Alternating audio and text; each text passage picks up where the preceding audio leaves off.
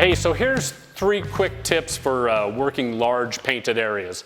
One, whether it's large or small, whether I'm doing just paint, freeform, or stencils, I'm always going to smooth out my sealer coat before I put stencils down, before I try to paint.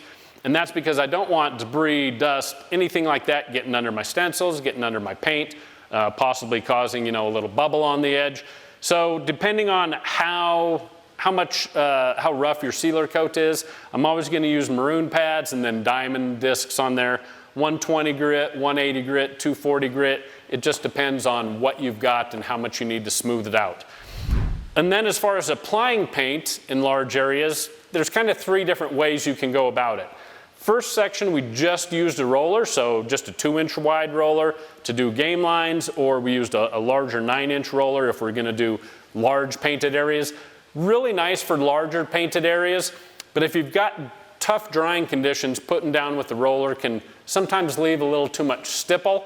If you want smoother, I'd suggest going to the second method, which is what I like to do on most cases, is roll out but then brush back. The roller's nice and putting out a decent amount of paint and kind of spreading it out for you, and then you use your brush to brush that back, smooth everything out in line with the grain. That tends to give you your smoothest surface.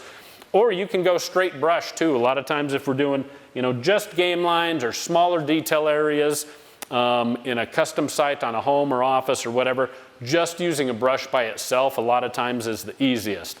So those 3 methods will help you apply paint in different situations.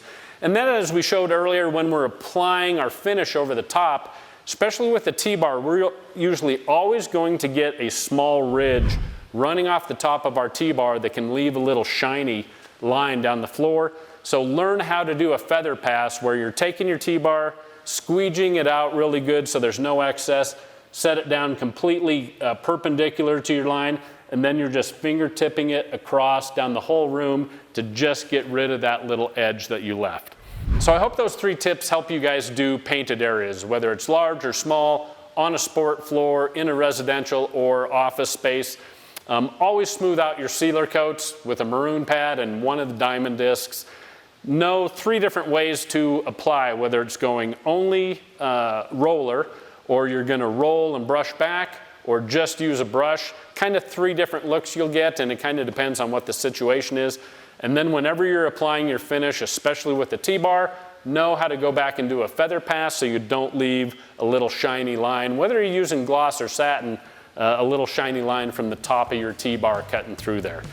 Do that and you guys should come out with really nice painted areas, large or small.